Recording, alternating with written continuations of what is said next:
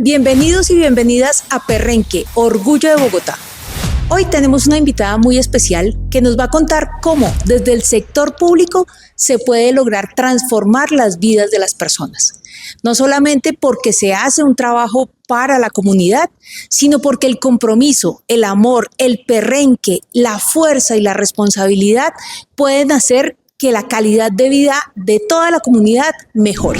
Hoy tenemos la fortuna de estar con una mujer que tiene mucha experiencia en lo público, con la cual hemos tenido la posibilidad de trabajar juntas, de encontrarnos en todo este reto que es trabajar en el sector público.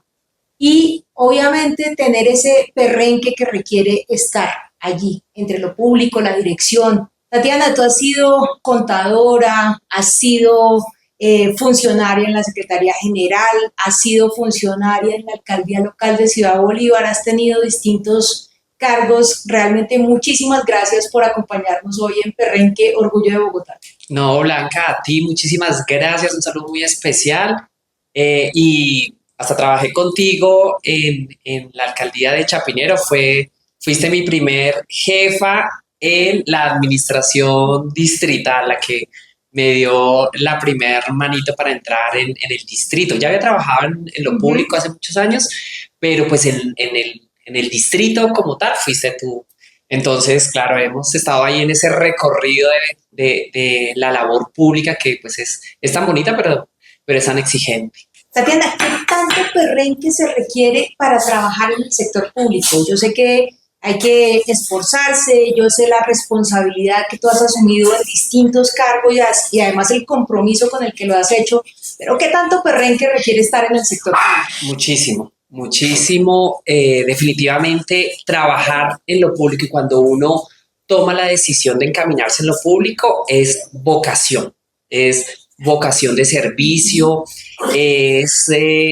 la gente de pronto no entiende que cuando uno pues está en lo privado, está trabajando de pronto para sus temas personales, de su proyecto de vida y demás, pero en lo público ya pasa ese límite de solamente uno estar trabajando en lo personal, sino que definitivamente ya uno comienza a trabajar y a servirle a una comunidad, a una población, a una ciudad, como es trabajar por Bogotá, o a un país cuando uno ya está pues en el gobierno nacional.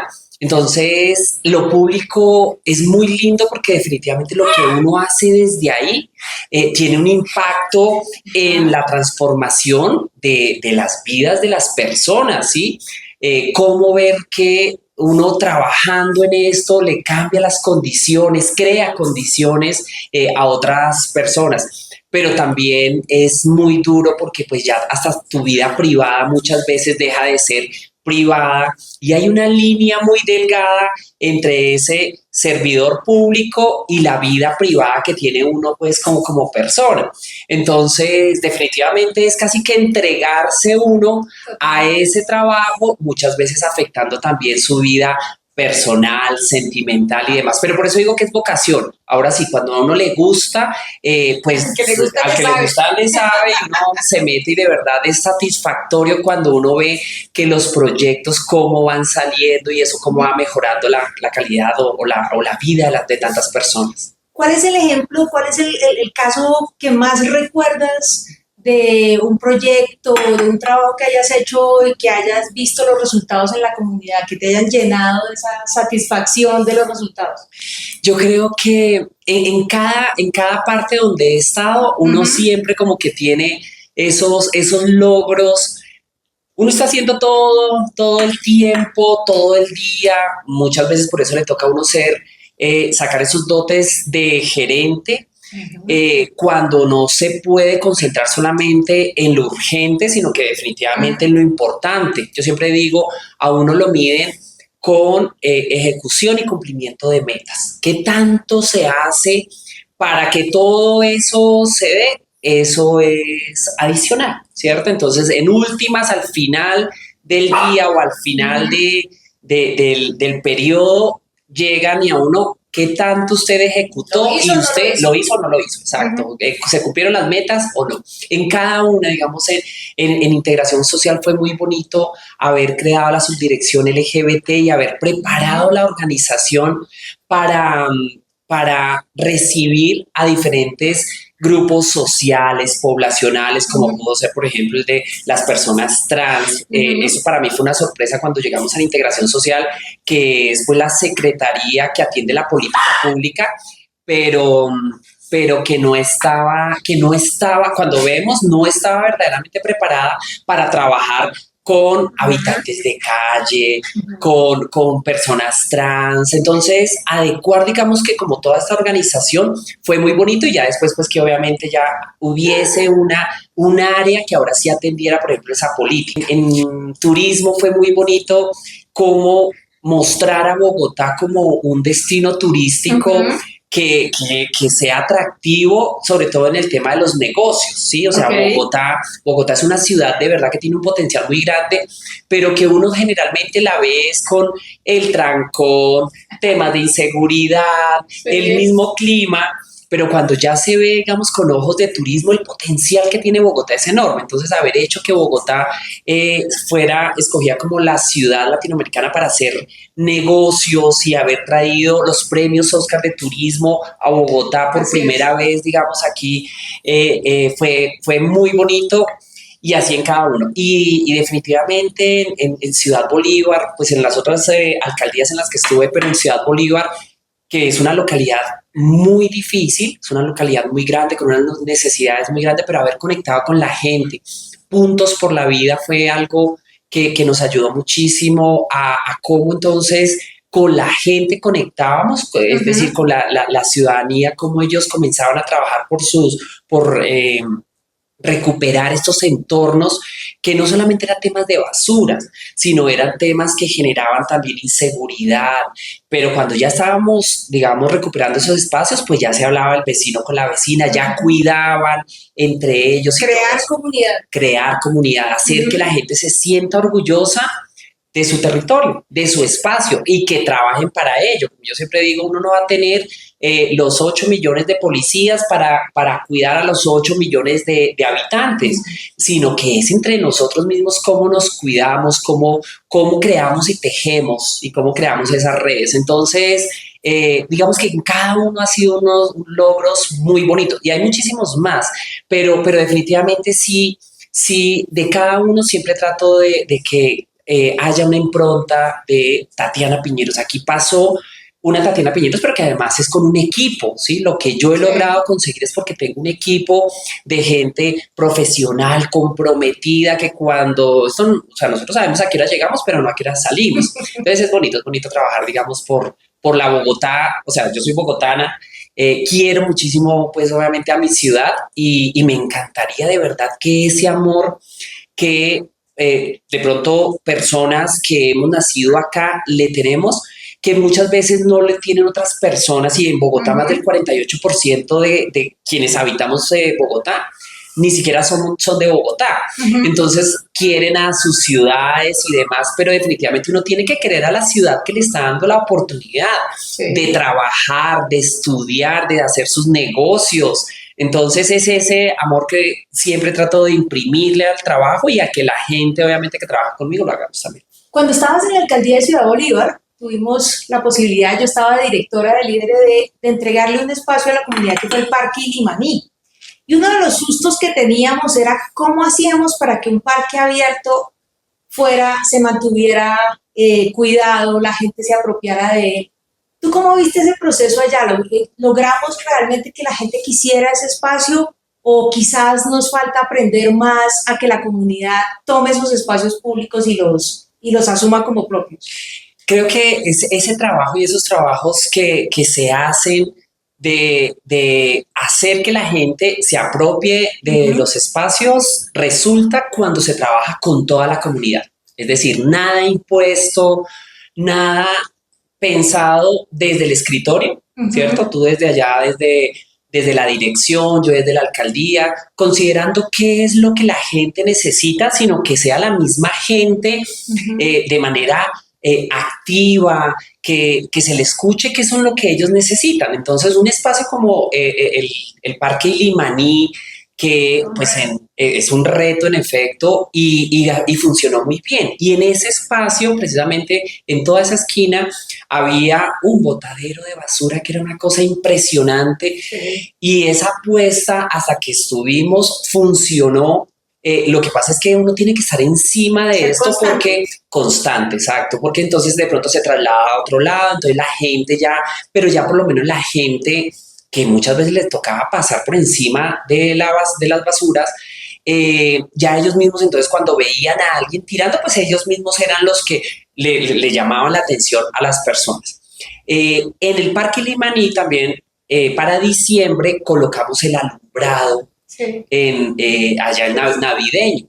Entonces, cuando queríamos, pues obviamente, colocar el alumbrado implica, pues, para nosotros como funcionarios públicos, como gobernantes, esos son, de todas maneras, son recursos por los que se pagan, sea de manera alquilada y demás. Entonces, en principio nos decían, no, allá no se puede ir a colocar, digamos que el Parque Limaní queda arriba en el paraíso, donde ya llega la última estación del Transmicable. Uh-huh. Entonces, cuando comenzamos a hablar entonces con la Junta de Acción Comunal, con los comerciantes y con todo, no, aquí entre todos cuidamos, no se perdió un solo bombillo, nada, no lo vandalizaron, lo cuidaron, aprovecharon el tiempo de Navidad para estar ahí, digamos, entonces compartiendo la comunidad, la familia, en este espacio tan bonito como es el Parque Limaní. Entonces, definitivamente sí, creo que todo debe ser siempre trabajado con la comunidad. ¿Sí? También siempre lo digo, la comunidad nos enseña cuáles son también las soluciones, ¿sí? Es decir, uno llegar ahí como salvador o salvadora, no. La comunidad sabe, mire, es que aquí pasa esto, si colocamos aquí no sé qué, si se ilumina de esta forma, en fin, que una cámara, y así en general la comunidad lo sabe. Entonces es escuchar a la gente, y yo creo que ese es un gran reto siempre, escuchar a la ciudadanía y hacer la parte activa de toda esta solución que la gente pues obviamente sabe, y ellos además día a día son los que les duele lo que pasa, esas vivencias y demás, pues es lo que les sirve a uno para después tomar acciones y mejorar esas condiciones de vida. Yo sé que a veces es difícil ser la primera en algo. A mí me pasó, fui la primera mujer lesbiana en ser alcaldesa, entonces eso tuvo una serie de impactos y de presiones. ¿Cómo fue tu proceso en lo público? ¿Sentiste discriminación por tu identidad? ¿Sentiste de pronto que demeritaban tus capacidades o tu profesionalismo de alguna manera? Digamos, yo hice el tránsito y estaba en el sector privado, uh-huh. ¿Sí? Y me fue muy bien porque afortunadamente conocían cómo era de chico, ¿cierto? Entonces, uh-huh.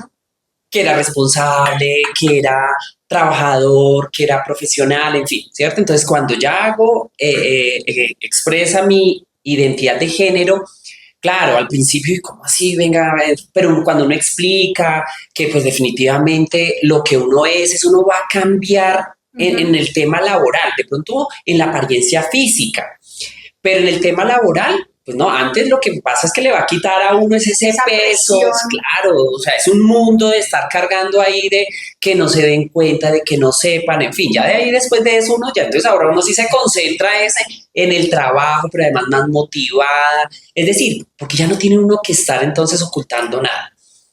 Luego, por temas varios, renuncio porque me iba a ir de la ciudad. Y como me fue tan bien, yo dije, no, pues esto es súper fácil, y cogí mi hoja de vida debajo del brazo como cualquier persona, y ahí sí ya me encontré con ese choque de la sociedad que en pleno siglo XXI todavía se sigue valorando que tú tienes o no en medio de las piernas, o tú con quién te acuestas, o tú a quién amas, y no que tú tienes en tu cabeza y en tu corazón, es decir, que cómo eres tú como persona, como ser humano. Que para mí es tan clave, porque profesionales pueden haber muchísimos, pero buenos seres humanos, personas de verdad que tengan esa empatía por el otro, que se solidaricen con el otro, con la otra, con el compañero de trabajo y demás.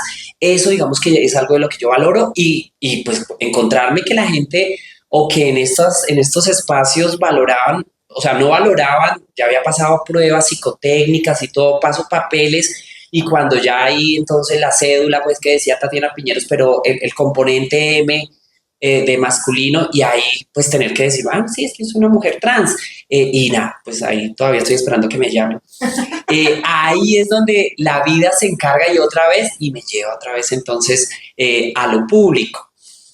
Cuando llego a la alcaldía de Chapinero, claro, uno sentía, y eso que en cabeza de una mujer lesbiana, diversa, y que pues obviamente se vivía en efecto un ambiente de diversidad, y no solamente de diversidad sexual, ¿sí? No, sino que era en general, exacto.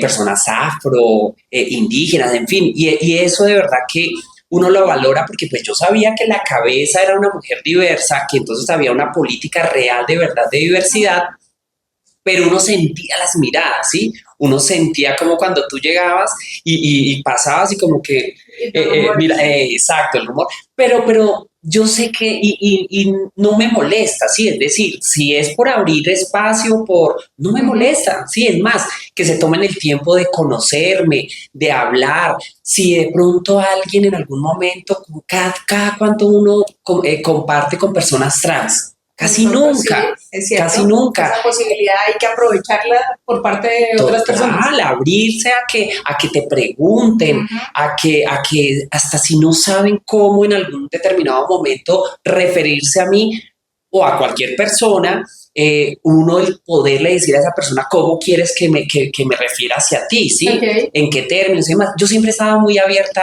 a eso, desde el respeto, ¿sí? Desde que la persona de verdad respete y se vea que es un tema de que de pronto por el desconocimiento, pero que quiere de verdad aprender y sensibilizarse frente a un tema.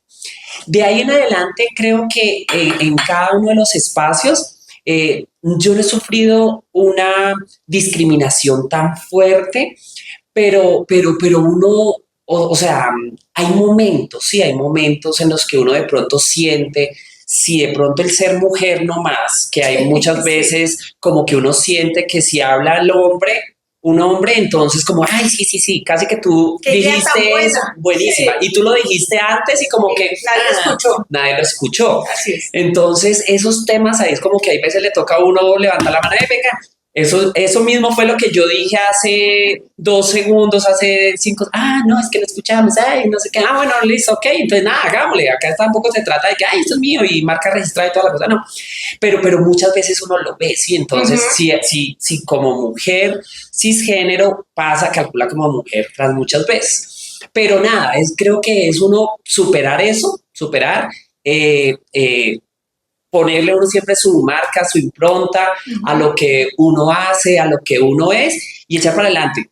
Yo no me quedo como con el tema ni victimista, ni de, que me discriminan. No. Eso lo que me sirve es gasolina de avión para echar para adelante. Meterle más terreno. Tal cual, y superar esos temas. Entonces, he sentido, obviamente, sé que la discriminación para la gran cantidad de mujeres trans sí es enorme. Muchas veces por eso las mujeres trans uno no las ve en un centro comercial, no las ve en otros espacios más que en los guetos en los que les ha tocado porque la sociedad, pues porque también ya se cansan de que todo el mundo las esté mirando, esté cuchicheando. Alguna vez me tocó ver en Transmilenio lleno y una mujer trans sentada. O sea, pues la vi como desde lejos y yo, ¿qué pasó? Y era porque solamente estaba una mujer trans sentada ahí y nadie se le sentaba ahí al lado, ¿sí? O sea, puede ser. Imagina, y el Transmilenio lleno. Entonces, y yo me vine a dar cuenta fue después porque yo pensé que tenía algo ahí el puesto y cuando yo como que me fui corriendo y cuando veo es que simplemente por ser una mujer trans nadie se le sentaba ahí al lado. Entonces eso hace que pues a muchas mujeres trans por eso ni siquiera quieran ir ni al médico porque saben que desde la entrada les van a violentar su identidad de género, ni votar, porque sabe que de pronto al votar entonces le toca hacerse en la cédula, en la fila de hombres.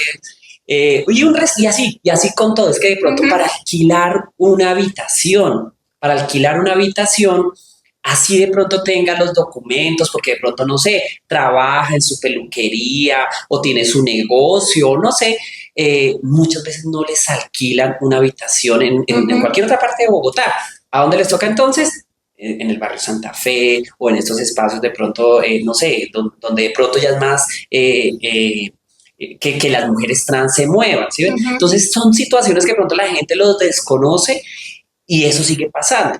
Por eso digo, entonces en mi caso no, ni un 1% como la gran mayoría de mujeres trans que sí sufren una discriminación constante. Pero igual, al ser la primera mujer trans que tuvo un cargo público importante, de dirección, visible, creo que has hecho mucho por abrir el camino a otras mujeres. De hecho, en varias administraciones ya se ve más mujeres, poquitas, pero se ven mujeres en cargos públicos, en cargos profesionales, y yo creo que eso ha sido gracias a ese proceso y esa apertura del camino que has hecho en ese caso, Tatiana. Muchas gracias por eso. Me diste de verdad también, porque estando en Chapinero, acompañé un proceso en Fontibón de mujeres trans, acompañando nomás. Y les decía, bueno, ¿y ustedes qué les gustaría hacer? Y pues, ¿qué hace una trans? Pues obviamente peluquería y no sé qué. Y yo, no, mira que yo trabajo en la alcaldía de Chapinero. Entonces, no, eso no sé qué. Y yo, pero mira, por eso toca estudiar. Y sí, ahorita ya, por lo menos ya no está ese tema. No, yo estudiar para qué, si eso, no, ya se sabe. Lo que pasa es que toca estudiar, toca dedicarle a esto, porque pues esto no ha sido gratis. Esto nos ha costado, exacto, constancia, dedicación completa. Tú también ahí fuiste clave y un artífice de toda esta carrera. Muchas gracias. Tú eres contadora, tienes varias maestrías, MBAs, estás muy enfocada en el tema financiero y quizás uno de los temas más difíciles en el sector público es qué hacer con la plata, a dónde dirigir la plata. Cuando has tenido que tomar esas decisiones de los recursos, de qué cosas priorizar, a quiénes priorizar, ¿cómo has tomado esas decisiones? ¿Qué es lo que te ha llevado a decir voy por este lado y no por este? Definitivamente uno siempre tiene que, con la carta de navegación, esa carta de navegación hacerla cumplir, es decir, como con un barco, hacia dónde vamos, considerar las tormentas y demás. En lo público, entonces, hay un plan de desarrollo, ¿cierto? Ese plan de desarrollo, esa es la Biblia y eso es lo que definitivamente uno tiene que llegar a trabajar y a cumplir. Y eso aplica entonces para el distrito, un plan de desarrollo distrital, pero también en lo local. Entonces, digamos que en unos llegué donde ya había un plan de desarrollo establecido, pues cómo vamos con ese plan de desarrollo, cómo están las metas, y pues obviamente una meta sin recursos, pues obviamente eso no sirve para nada, como una política pública que no tenga recursos, eso es letra muerta, eso es un saludo a la bandera. Entonces creo que siempre es analizar ese plan de desarrollo, sea distrital, si estamos en una entidad distrital, lo local, entonces el plan de desarrollo local, y con base en eso que nos permita cumplir entonces esas metas establecidas en ese plan de desarrollo. Y obviamente el trabajo con la comunidad. Uno poder identificar entonces cuáles son las comunidades más vulnerables, vulneradas, con mayores necesidades, que de pronto no han tenido ese impulso y ese pues lograr de verdad que los escuche una administración, como por ejemplo nos pasaba en Ciudad Bolívar, el tema rural, ¿cierto? Entonces que pues, Bogotá el 70-75% puede ser rural y de allá vienen muchos de los alimentos que consumimos acá, pero entonces las vías destruidas, lo difícil que es el acceso allá de transporte y demás, entonces uno escuchar a la comunidad. Tenemos entonces un plan de desarrollo, tenemos una meta en lo rural, pues entonces tenemos que a eso, digamos, destinarle recursos, sin desatender otras cosas, pero muchas veces uno se da cuenta que hay otras cosas que o ya se está cumpliendo la meta o ya se cumplió muchas veces, y que pues definitivamente necesitamos es como enfocarnos en escuchar a la comunidad, quiénes son de pronto las personas que más requieren o las poblaciones, perdón, los grupos sociales, poblacionales que más requieren de pronto de una atención o porque también de pronto a través del tiempo han sido esas poblaciones marginadas, las personas con discapacidad, por ejemplo. ¿Qué tanto se necesita para que estas personas pues obviamente puedan llegar a un tema de equidad?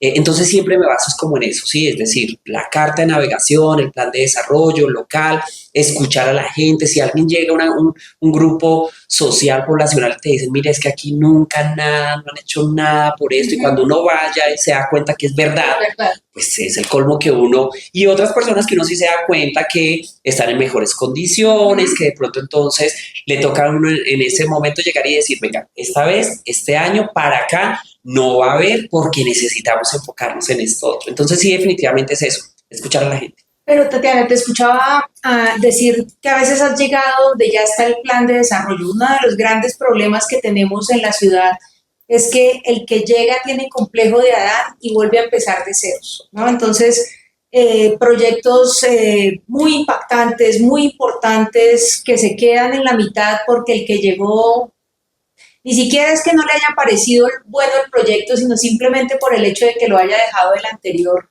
no lo hace. ¿Por qué tú sí decides continuar esos planes? No, o sea, sí, y definitivamente yo no tengo esos complejos de si yo tengo que cortar la cinta hoy de algo que mi antecesor comenzó, hizo, no tengo ningún inconveniente. De hecho, ahí mismo reconocerle que lo hizo.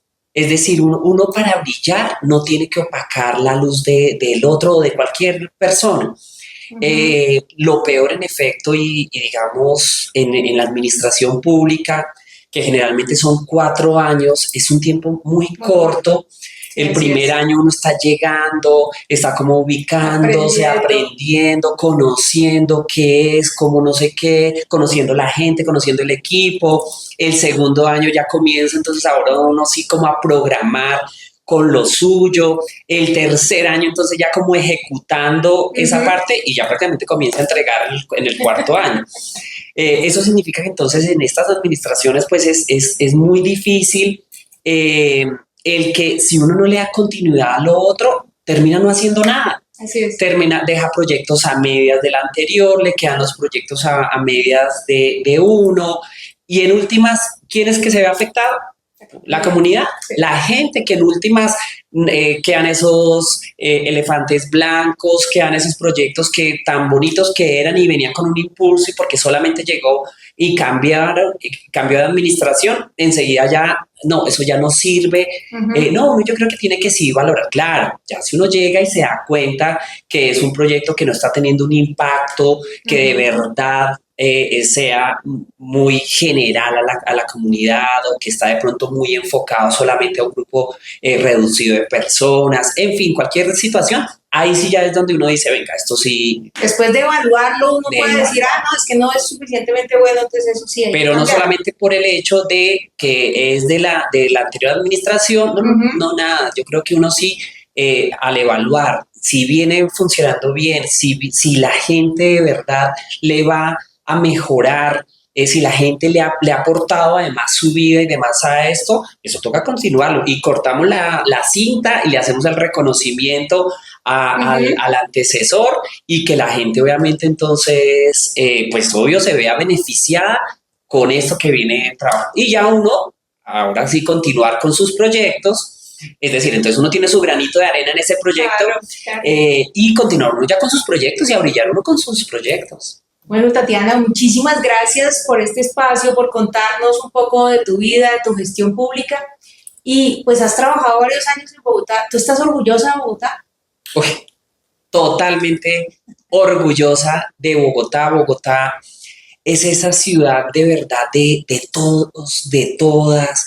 Esa ciudad que a mí me enorgullece que aquí no se esté preguntando usted de dónde es, usted de qué familia es, usted de qué apellido es, nada de eso, ¿sí? Y eso no pasa en muchas ciudades de Colombia, ¿sí? Que muy lindas y demás, pero que definitivamente sí hacen que la gente, pues obviamente, no pueda ni siquiera hacer su proyecto de vida allá y se tengan que ir a otras ciudades como Bogotá.